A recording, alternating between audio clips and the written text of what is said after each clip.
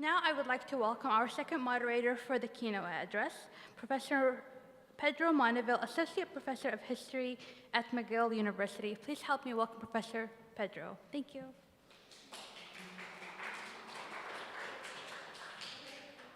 Thank you. Okay. Good afternoon, everyone. So we are extremely lucky to have Faustin Linyekula as our keynote speaker for the conference. Faustin doesn't really need an introduction, but I'm still going to do it. He's one of the world's most accomplished choreographers and dancer. And he's also someone who calls himself a storyteller. And there are so many ways in which his work resonates with the question of temporality, which is the theme of the conference. He's also an artist whose life and work has been shaped by the tragic history of Congo. Someone who 2 decades ago, while he could have worked anywhere, decided to anchor his company, Studio Kabako, in Kisangani, in the martyr city of Kisangani, where it since served as a laboratory of artistic innovation, but also social and even technological innovations through what Faustin calls the practice of urban acupuncture. And so in a day like today, when the M23 and the Rwandese army have brought the war to the city of Goma, with hundreds of thousands of people who are living in fear, without access to water, and food and electricity. In a day like today, Faustin's words and works are even more essential. Faustin discovered dance in Nairobi in the 1990s. He was in Nairobi to continue his education while it was not possible to do so in Zaire anymore at that time.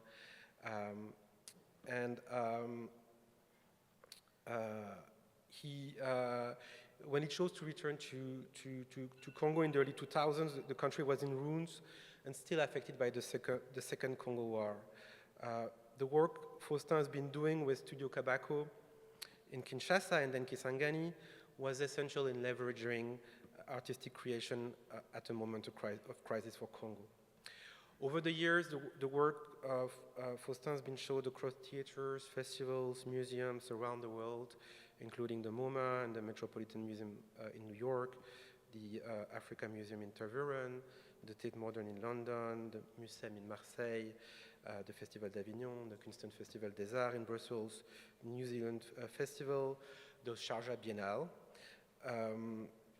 He was the artist of the city in Lisbon in 2016, a co-associate artist for Holland Festival in 2019. He received the Principal Award from the Prince Claus Fund for Culture and Development in 2007, the 2014 Curry Stone Design Prize, the 2018 inaugural Soros Arts Fellowship, and the 2019 Tolberg Eliasson Global Leadership Prize. He's currently an associate artist at Théâtre National de Chaillot in Paris. He's also an artist in residence and a visiting assistant professor of practice of theater at NYU Abu Dhabi. And his latest show, My Body, My Archive, started to tour earlier this month. So thank you so much, Faustin.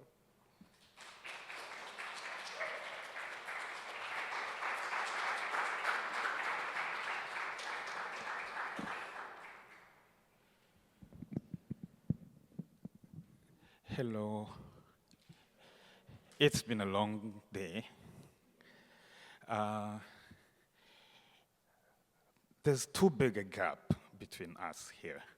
So may I attempt something to move closer, but also maybe if some of you can move closer, because the space we makes possibilities. So how do we move? How do we meet? And how does this create possibilities? So today, I'm based between Abu Dhabi and Kisangani. Kisangani, that is somewhere in the northeast of my country. That is the Democratic Republic of Congo, former Zaire, former Belgian Congo, former Congo Free State, private property of King Leopold II. And I'm going through all this because somehow it's all connected. And I have this impression that when you start looking at the history of our country, you're kind of trapped in a vicious circle.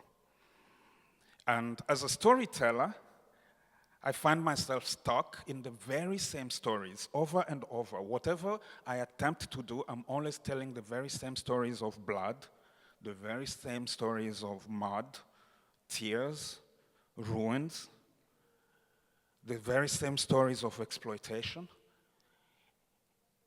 And I don't know how to get out of this vicious circle. How to break the vicious circle and eventually start a virtual circle. Because as a dancer, the circle is really a very important setup. Because with the circle, when people make a circle, there is something that you notice immediately, which is that everyone in the circle can see everyone else. And everyone in the circle can also be seen, which is a rare thing. We don't live in a world where we are all seen and we can see everybody.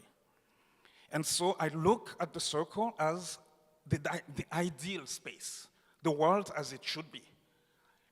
Because also when you're in a circle, you know that energy that goes out of your right shoulder will come through the left shoulder, and it will continue. The circulation is there. Again, this is not the world I live in. When you're in a circle, it is a very dynamic space. All the time, everyone has to be alert for the circle not to crumble. So that if someone steps in the middle of the circle, everyone else has to adjust for the circle to remain active. And so there is something about shared responsibilities in a circle that is not really the world as I know it, where we don't all take responsibility for our space, the space that I occupy personally, but also the space that I occupy within the circle with others. And so when I look at our country, I see a broken circle. And when I look at that country today or yesterday, it's still the very same story. And I wonder if there's ever been a time in the history of that country when we gave ourselves just the possibility of a circle. So if with time, I came to this understanding that maybe my real inheritance in that country is a pile of ruins from this broken circle. The main question then is, what is it that I can do about it? Because it's not enough to just say everything is broken and we complain. What is it that at my own level I can do about it? Am I ready to take responsibility for this space? Is it even possible today to dream of changing not the world, but my world, the space that I occupy on this earth? And I think that's where my work is. There is one word that I'm obsessed with today in Lingala, one of our major languages in our country. It is the word lobby, L-O-B-I. Lobi in Lingala means yesterday, but Lobi also means tomorrow. When I was growing up in Kisangani, it is a region where the Swahili-speaking Congo meets the Lingala-speaking Congo. And it's quite interesting in the geography of the city. If you are in the eastern part of the city, it's mainly Swahili. The more west you go, the more you hear Lingala. In my family, we speak Swahili. And for most of us, coming from the Swahili-speaking Congo, we look at Lingala as a poor language. It's like, no. And also, Lingala people are rude. We have all these cliches. Maybe it's related to the history of how that language came to us. Because Lingala came to our region via the colonial baggage of the force publique that was mentioned before, but that's a story for another day. And so, when I started speaking Lingala, because with friends, we learn that. In my family, we speak Swahili, and you go out on the street with friends, you learn Lingala. When I started speaking Lingala, I would laugh at this language that only had one word to say yesterday and tomorrow. But later on, when I started going to school and I got to a stage where I can begin to understand certain dynamics about life, it was like, yeah, of course, Lingala has to be poor because we are from a poor country. So even our languages must be very poor. Hence, only one word for yesterday and tomorrow. Until much later, it's like, wait a minute, maybe there's something more profound here. Maybe the fact that the ancestors, the elders, could put together in one word the past and the future.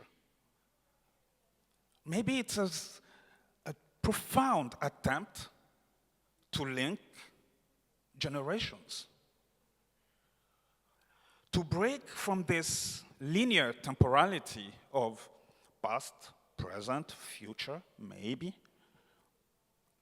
but to recreate a time which is rooted in responsibility. Because being present, if you're negotiating with your lobby, it means that I'm present here, trying as much as possible to be aware of whatever came before me, but making sure that I pass it on. And so there is a responsibility towards whatever I received, whether it's something to be ashamed of or proud of, but that's my heritage. Whether it's a pile of ruins or some of rituals from my ancestors that my grandmothers passed on to me, and that I could be proud of, everything, ruins or not, it's part of my heritage.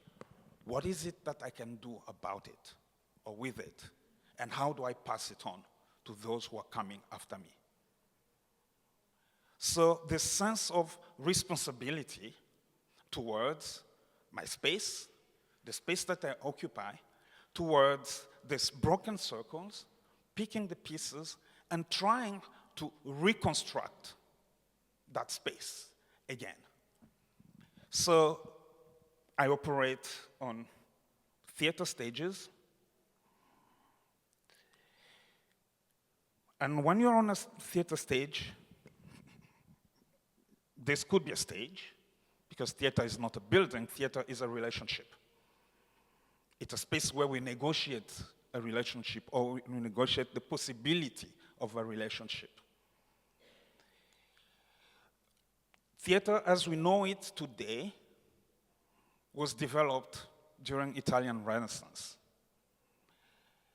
And it's interesting to note that the Italian proscenium theater was developed parallel to the times when, in Europe, they were also developing cartography. Cartography is literally reducing the world to measurable units, understandable units. But by reducing the world to this unit that we can master, which is also what happened in parallel with the invention of perspective in painting around the same period. It was a game of control. And with cartography came explorations. With explorations, colonialism, and everything is connected. And so when I go on this stage, I come with this idea, with this awareness of like, I'm in a space which is a space of control. How do I present this body of mine? How is it perceived? And it has to go through this fourth wall. We call it fourth wall. It is invisible, and yet it is extremely powerful. And how do I reconcile being in this space of separations, which is colonial heritage? How do I reconcile this space with my quest for a circle, making a circle? How do I bring my body closer to you?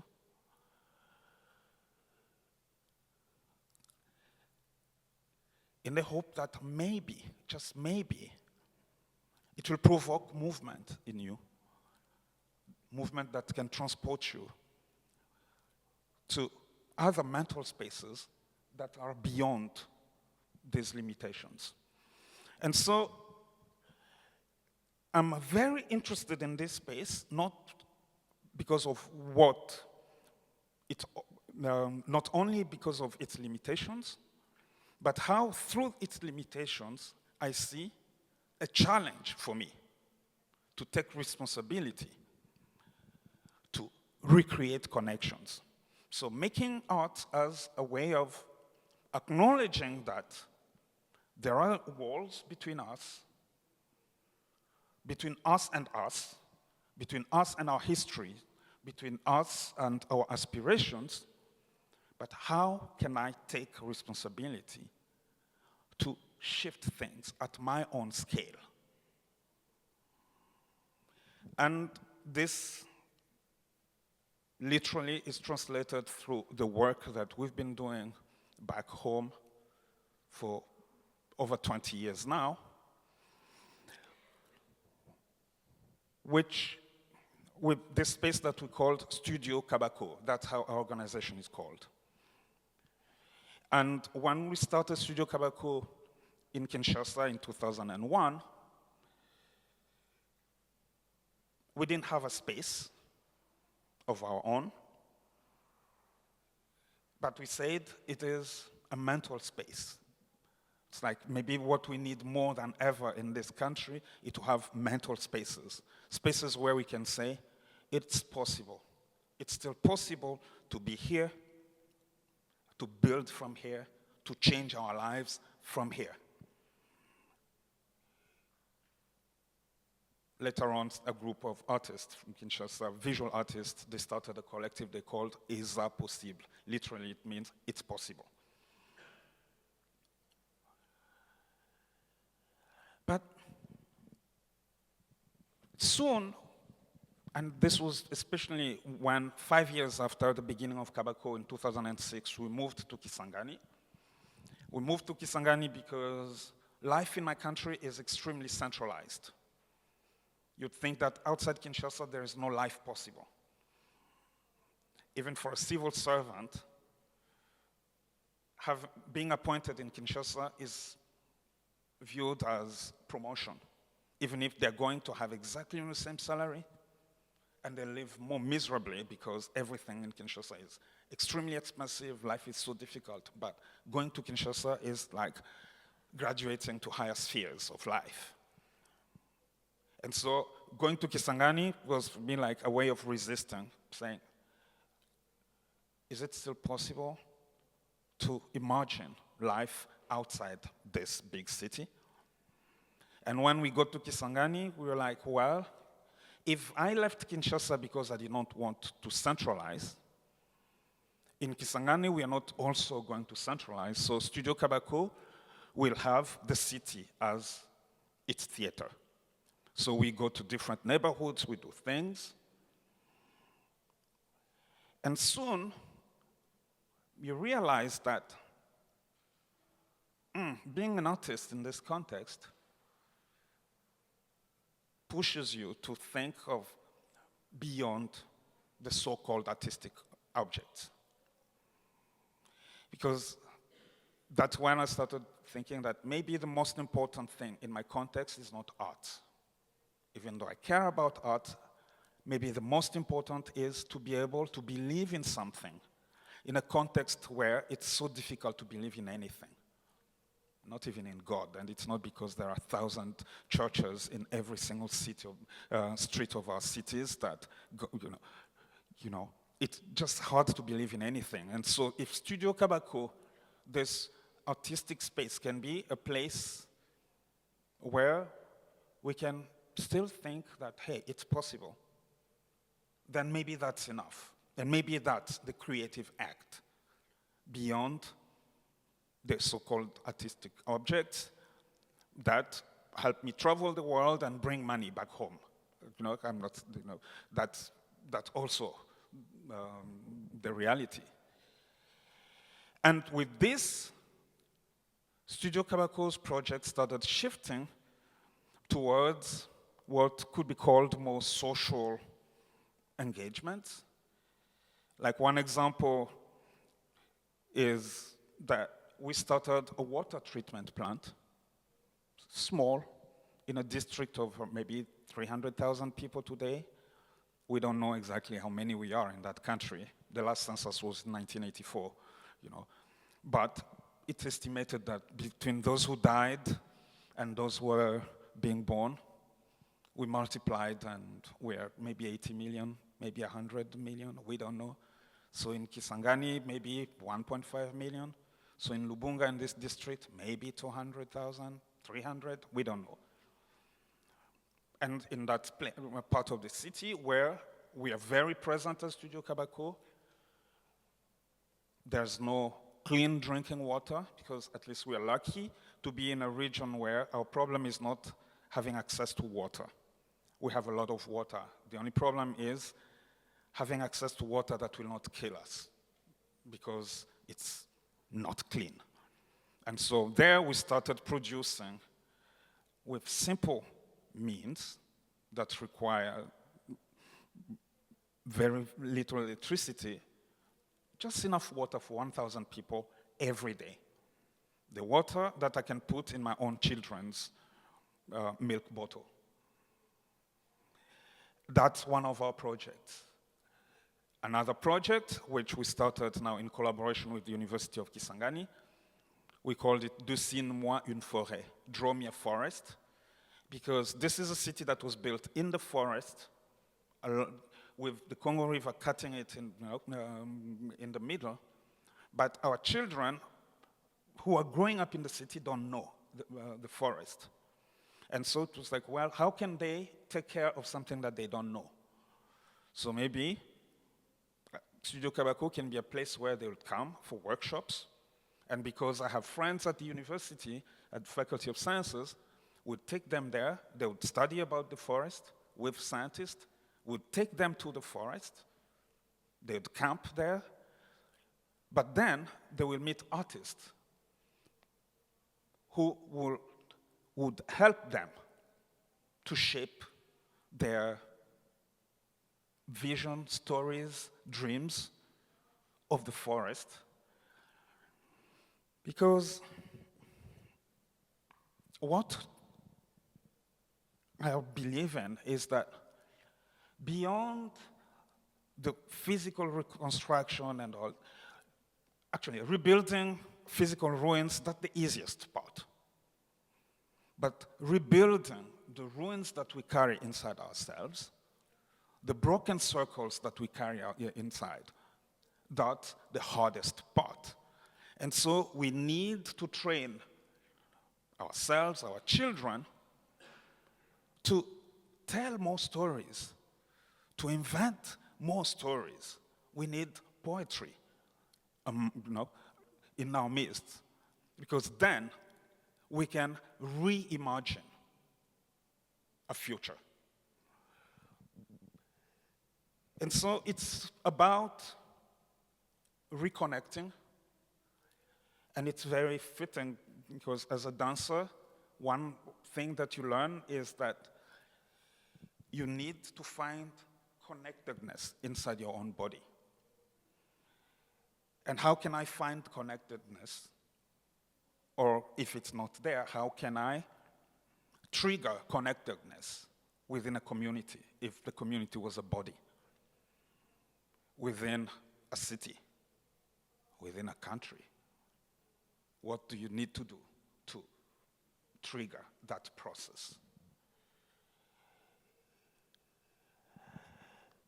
I'm interested in history, but then you're confronted with one thing when you're interested in history in that country, which is the question of archives. My forebearers did not develop a written system, a writing system. They had their own ways of archiving their experience of being alive. Ways that were disrupted, destroyed with the advance of colonialism, and they had to learn new ways of archiving their experience. Which means that if you are interested in history from that part of the world, what sources do you turn to if you want archives? Because most of our masks and statues were looted, and they're at museums across the West. And then if you find literature, for a long time, it's just the winner's literature. I cannot trust that either. That's when also, like, as a dancer, you're like, could the body be an archive? That my latest work, which is still touring, is called My Body, My Archive. It is this attempt to go into this space where it was like, well, you see, biologically, genetically, there's information that's coded inside this body that can connect me to many generations past. Could dancing be a way of asking the body the questions? I don't know if I would be able to understand if the body started speaking back, but at least I will ask the question. And if I ask the question long enough, it would maybe, just maybe, provoke something between us. And maybe we could begin searching together. Because that's something about theater, which is always a co-creation. You always recreate with the people who are in the room with you. Because my imagination is supposed to activate your own imagination. And therefore, a common space can be shared. But what do you do when even when you ask yourself questions from the body and you search, because you search in museums, because I'm privileged enough to travel the world.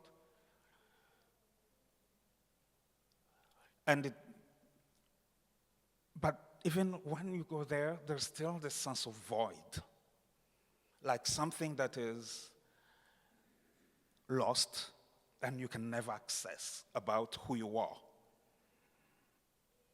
That's when I started turning more and more to poets, because maybe it is up to the poets to resuscitate what history has erased. And so one poet that I turned to for my body, my archive, which is a piece where I asked the question about the women in my family history. Because when I started traveling to my ancestral villages, I learned a lot about the history of the family, the clan. I started hearing names that I'd never heard of, names that can take me 7, 8 generations back.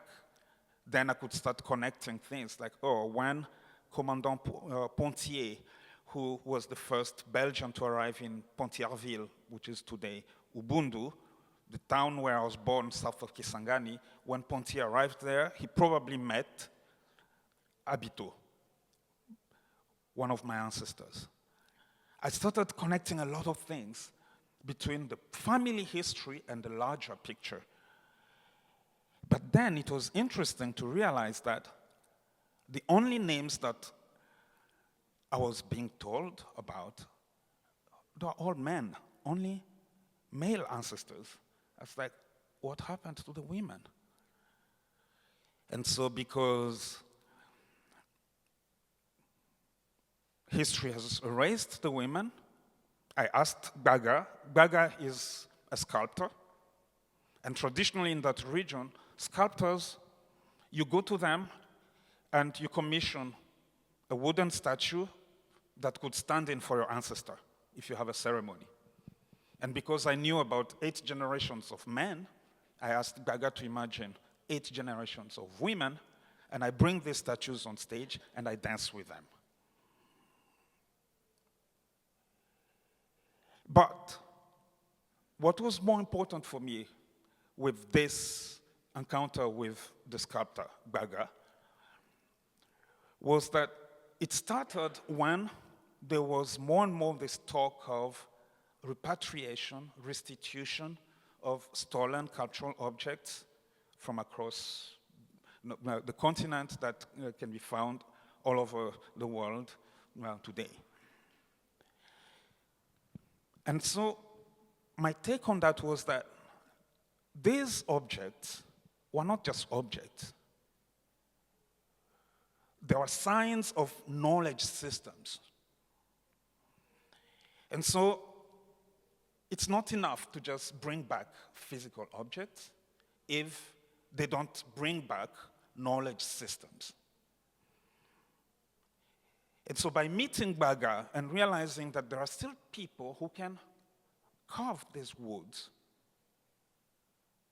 it's like maybe this is a form of restitution in that if I get someone like Baga to teach children around him about this, and I get children to be interested in these things that Mzee Baga does, like, before we started working together, it was like, ibitu Baga na fanyaka fanyaka. Those things that Baga does. And then I come, we work together, and they see Baga makes a lot of money with those things. Like, oh, maybe it's serious. Toka Bulaya, Baga. This guy has come back from Europe for this, so there's value here. For me, this is like a form of restitution in that knowledge system is coming back, a system of values, and we can build from that. And therefore, if objects from the Lengola people were ever to come back, they'd found a welcoming bed of people who are knowledgeable and who can negotiate a new relationship with them. This way, we can reconnect to what was there that's broken. We'll make it our own, and hopefully we'll pass it on. And so, Lobby, as this space where over and over. It's an active space. It's never like given once and for all. We have to stay alert to keep it alive.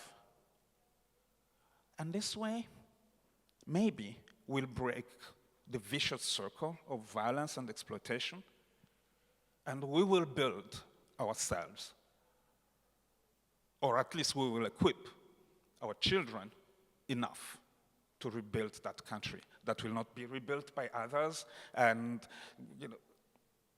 anyway, I'll stop there.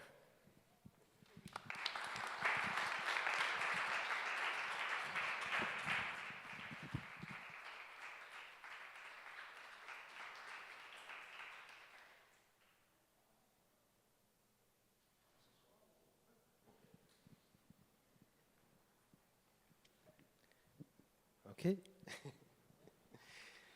Well, thank you so much, Faustin. So we have some time for discussion, and we have like 20 minutes. I see Nelson is over there. We're going to watch Nelson's film at 5, but we have some time for discussion, and I just wanna ask a first question, and then I'll kind of turn towards the audience, the other part of the circle, to ask questions as well. But Faustin, I was wondering if you would like to speak a little bit about.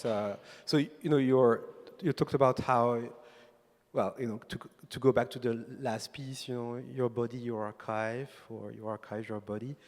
I was wondering if you want to speak about how you see also the body serving as an archive for other people in Congo who might not be, choreographers and dancers in the everyday, and if it's something that you're interested in, that's also an inspiration in your work, and maybe because I remember watching videos from you going back to your grandmother's village, and so I'm wondering what if you want to talk about how people also react to dance, react to your work, and does it if it's something that's also trigger memories for people, or kind of if there is a movement that's passed also between you and other people, and if it reactivates their own archives as well.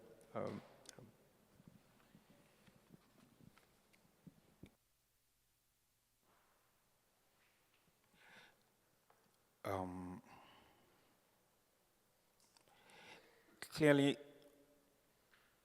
the body is never in isolation.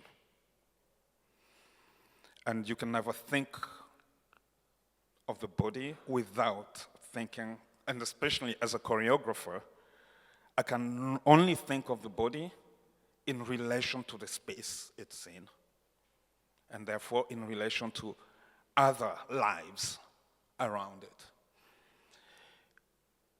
Because that's probably the most basic definition of choreography. Choreography is clarifying where you stand in space. Who else is there? What is the distance between you?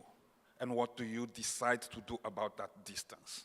If you can answer those questions, you're choreographing, which means that basically living is a form of choreography. Where do you stand? It can be in the literal sense of a dancer standing in the space, but when you're faced with an issue, where do you stand in that space? What is the distance between us? It is the physical distance. You can say there are 12 meters between us, but it can also be the distance between white and black, colonized and colonizer, woman, man, old, young, rich, poor. What is that distance? What is it that you decide to do about that distance? Do you bridge the gap? Do you maintain the status quo? or on the contrary, you widen. So asking myself the question about my body is really trying to situate this body in space, but in relation to other bodies. One thing about our country, and which is the nature of all dictatorships, is that individuals are all the time. It's a permanent space where individuals are negated. You don't exist. The only individual that exists in the space is the dictator, and that's all. The rest of us are just part of a herd. And so if there is anything political sometimes about my work, it is replacing the individual at the heart of it, saying, you're here. But not so that that individual collapses into themselves.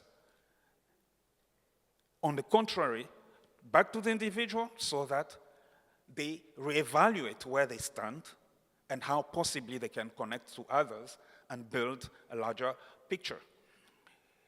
And so what happens, it begins with me in my work. The hope is that I could create a space where other people around me also begin to question where they stand. And like just going to the village, and I've been going there since 2017, and I go there regularly, sitting with people, all the young men and women, and asking the question, Bangulu Babali Bakenania. Où sont les femmes? Where are the women? And I just stop at that. And we'll talk for hours and for days over that. And people trying to remember. Oh no, you see, when I was a child, we were initiated, and we were told this and that and that and that, and there was that. And to suddenly be in the middle of the village, and after I don't know how many trips, and to hear people say, but wait a minute, all the clans in this village are named after women. Like, what? We are Banavemba, you mean Pemba was a woman? Yes. Ondo was a woman? Yes. All the clans are named after women. So it's like, okay, what happened between the original ancestor and today to create this black hole? So I start with myself, but the hope is that it can provoke other journeys around me. And therefore, because I know that it's a long journey, it's about reconstructing the ruins inside. As I said, it's not a switch. It takes time. So that's what we're doing. Acknowledging that it takes time, and in fact, it's beyond my lifetime. And because I know, it's like planting a tree. If you plant a mogoya, you know that, well, at least 100 years. You're not planting it for yourself. And because you know that it will take 100 years, you'd better start today. Thanks, Faustin. We're going to open up for discussion. Do you want to introduce yourself? And Hi, my name is Diana Slahidin. I had a question for you concerning the body and the archive and women. So you were saying that you're expanding and you're trying to create, sort of found a practice that is going to be continued later. And I was curious, because a woman's body is different from a man's body, and a woman's body is, as an archive would be very different from a male's body as an archive, especially in the Congolese context. So I was curious, what kind of space are you creating for the women that you're working with? Are there any sort of extra practices that you are introducing? Because as was said in the very beginning of today, it's difficult to find women that you can talk to. and I guess it's more in Congo as interlocutors, and it's even more women I guess that you can find that will express themselves in an embodied way. So I was curious if you have a different methodology of working with women, or yeah, if you thought about it. No, I don't have like a specific methodology while working with women, because what I propose, I hope it's a journey that would take everyone to themselves. And so I work with a group of people. I give the same frame, basically. But the work is structured in such a way that everyone will inhabit that space as they are, with what they are. And so it is accepting that a woman will inhabit that space differently from the man next to them, accepting that a young person will be different from an older person. And so my role is to create a space where things can happen, then to step back and listen to what is happening and guide the process and say, hey, I saw that you were doing this, and what about going further in this direction? And that's why I would say that my work is people-specific. The work I make is because of the people who are there.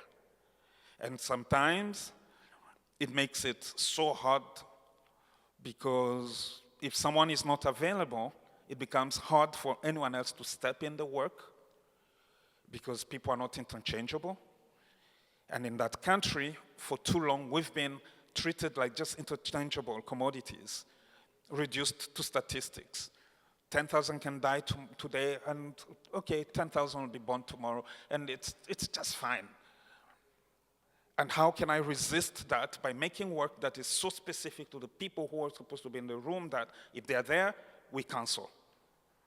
Or if we go ahead with them, it is acknowledging that there is a hole in our structure and making sure that the audience understands that there is a hole here.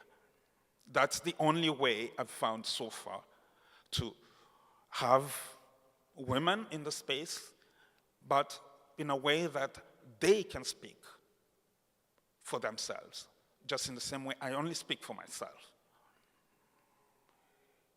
But what we've been more actively doing is that acknowledging that it's very difficult to be a woman in a country like the DRC.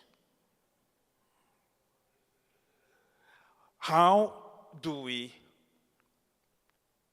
create within Kabako a space where young girls particularly will feel at home? That has been an active work that we're doing. And like for my body, my archive, my assistant today is a young woman I met when she was 17 during workshops that I do in schools sometimes. And today she's 26, and she started developing her own work as a filmmaker. And this is, and again, it's like, it's been 9 years, it should be 10 years this year, of companionship. That's the only way, I know how to do it.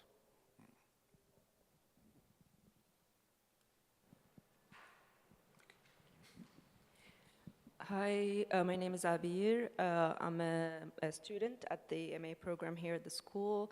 I'm part of the museum and critical heritage track. I really love what you said about restitution, your vision for a revival rather than waiting for the object and then reinterpret them or even try to trace whatever history that is. I'm wondering if that could be expanded and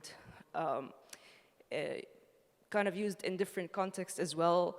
But the first question I have is, for example, what is your view of current models of cultural villages that are in different parts of Africa, or even around the world, where people are doing dances from their culture, etc., performances? Is that something that is a part of revival, or is it a form of commodizing as well? What is the balance that we can seek? And definitely, like, I love the idea of reproducing the objects or reviving the production of that. And I would love to see examples of that as well being done for other crafts or even architecture, etc. Maybe that's a comment. So the question is about the performance, since that's your field. Thank you. First of all, personally, I have no problem with those projects, whether they're touristic, because, first of all, people have got to live. And if that's a way that they figured out how to put, bread on the table for their families, please go ahead and do it. Because sometimes we have a too idealistic idea of the arts and culture and all that. Man, if you're starving, there is no way you can dream of becoming a better human, which is like the ultimate goal of an artistic project.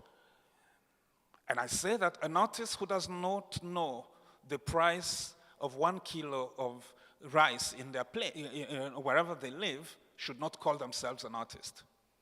And so an artist who knows, who starts to answer this question, how do I pay my bills? I have a lot of respect for that. Then, what comes next? Once you've paid your bills, that's where I can begin a new conversation. That's where I see myself coming in. And also, historically, not everyone has been dealing with those questions. And it's okay. You have some people who just do their craft, and they're very good at it. And by doing their craft, they sustain the presence of those art forms within a community. And there are others who advance the craft. And so we need both, as far as I'm concerned. We need a critical mass. It cannot be just an elite thing for the thinkers and the philosophers. No. So that those popular forms that keep art alive are just as important, as far as I look at it, really, as the more exoteric, avant-garde research.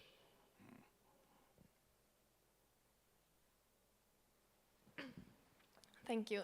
I'm Margot Lacroixil I live in Brussels, but working in Antwerp. I always imagine that it's not very easy to be an artist in the DRC because you mentioned the many churches. There's a lot of prejudice. We all know the stories of people like Fali. Where does his success come from? Where does his money come from? Azandoki, Tonini. I was wondering if in your work, in engaging with the people from Lubuntu, if that is something you struggle with, the distrust maybe that people have towards successful artists in the DRC. No, it's not distrust. We need to you see, we've been so disempowered that it has become impossible for us to look at success as the result of relentless work. And the only explanation is a mystical one. And I don't blame the community for that. It's like, well, if you were brought up in a system where no matter what you do, you don't have any chance of building your life, there is always something breaking you. When you see one from that space coming up, of course you're like, no, there must be some magic here. I can't blame them for that. But one thing that comes also with that is that, and that's why I cannot talk of mistrust, because they still trust your money. If you give them money, they will never say, I'm not taking your money because it comes from witchcraft. And so that for me is a clear sign that it's not as easy as saying mistrust. No, we are not just equipped as a people to think of success otherwise than either chance logo pamba, which means it's all about luck. I could be a street kid today and tomorrow I'm a millionaire. Chance logo pamba. Or then, Joe Oyo aliaki kokonai. This guy has eaten, his grandfather, that's why he has money. To eat your grandfather means with witchcraft you killed them so that they can work for you in the other world to give you money. I'm feared in Kisangani because I'm definitely a big sorcerer. And yet, I'm feared, and yet I know that people trust me enough to trust me with their sons and daughters, some are as young as 9, who come to Studio Kabako's workshops. So, yeah.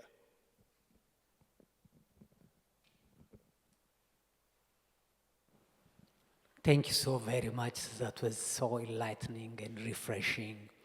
I think for me, you're not just talking about choreography as such, but about critical choreography.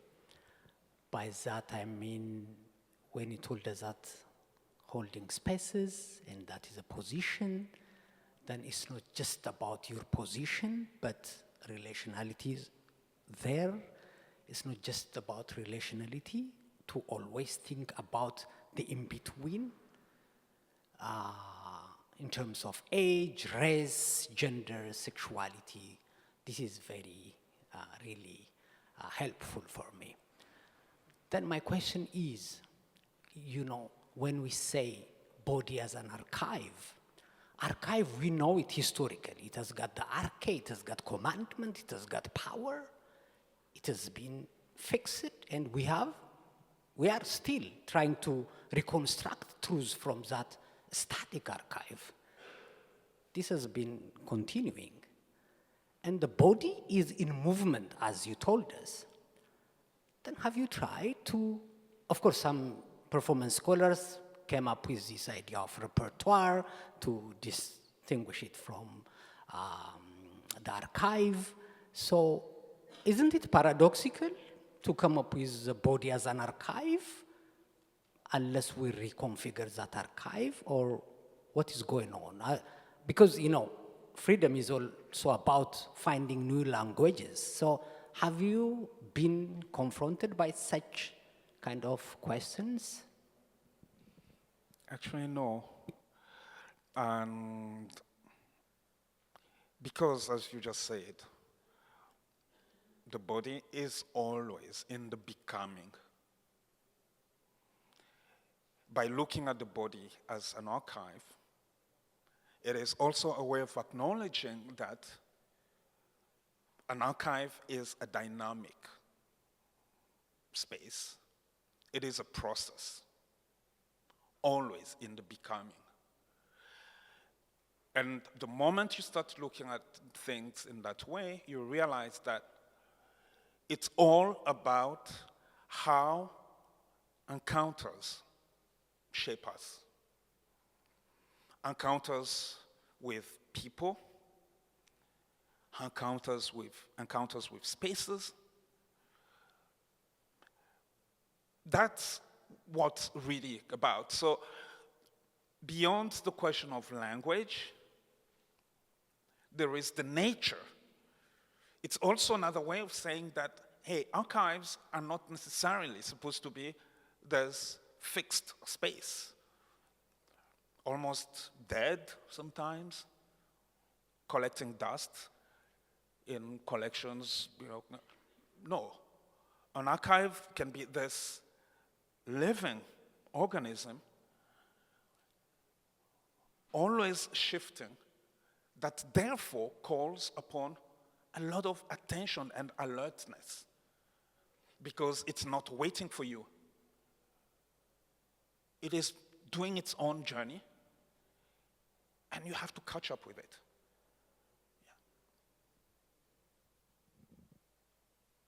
think we're coming to the end of the discussion, so we have time for one last question. Catherine, you wanted to ask it?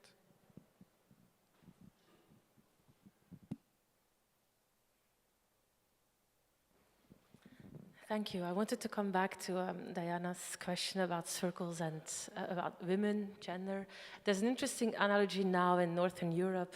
You've got movement of women's circles since the last few years, or maybe a decade.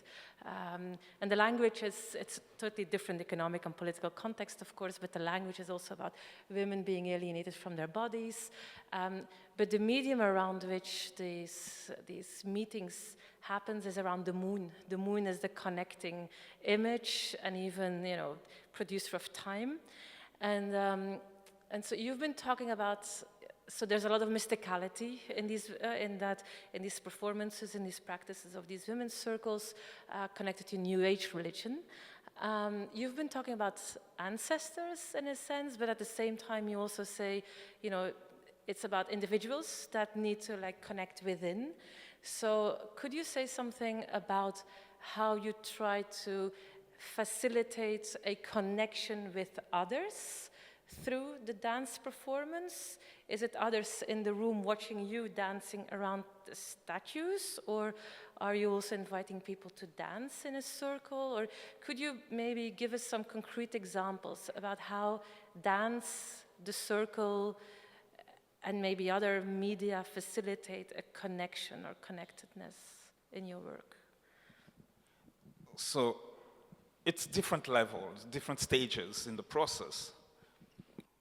There is the work with my collaborators.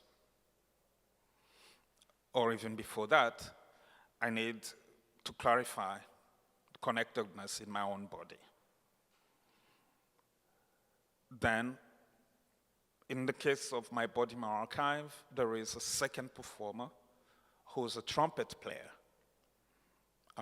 Black American trumpet player, and I wanted him particularly there because we've known each other for 10 years, and we've had long conversations about his relationship to the Atlantic, and where every time he's in front of the ocean, he feels that definitely his ancestors, some of his ancestors are somewhere there. And so it's like, I always feel like blowing my horn here to try and reach them. So I was like, well, I'm doing this piece, I want you to be there. So how does he connect with his own story? How do I connect with mine? How then do we connect when we're in the same space? Then there is this, what happens when we bring in these statues there. Because you see, one thing about statues in a traditional setup is that they're not sacred all the time. It's not like in a museum where once it's put there, maybe in a glass cage, it's supposed to be worshipped all the time. No, they're only sacred when they're activated for a ceremony. Otherwise, they're just pieces of wood. And therefore, they can be allowed to die, because death is also part of life.